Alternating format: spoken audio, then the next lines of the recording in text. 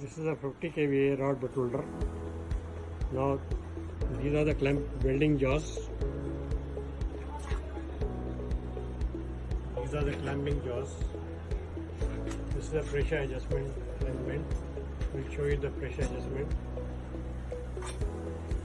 This is how the pressure is adjusted as per the data given in the manual. Adjust the pressure.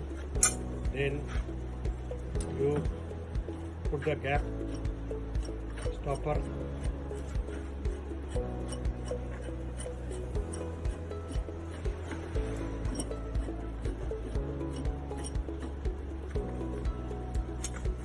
Cap stopper on the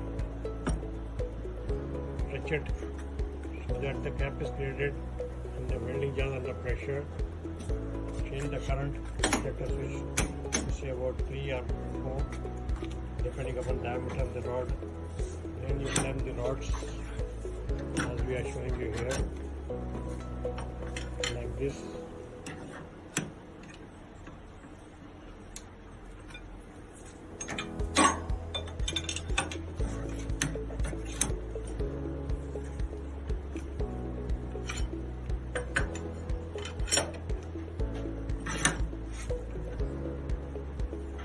Then you can take out the stopper so that the job is under pressure.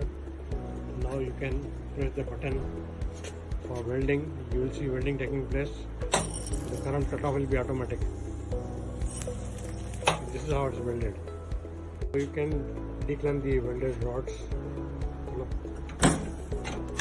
Adjust the gap to maximum and put a stopper over there. Then put the welded joint in the center of the welding jaws and bring down the current to 1. Then anneal the rod like this by depressing the button 3-4 times. The job is annealed. Now you can take out the job and remove the burr by grinding and pass through the process.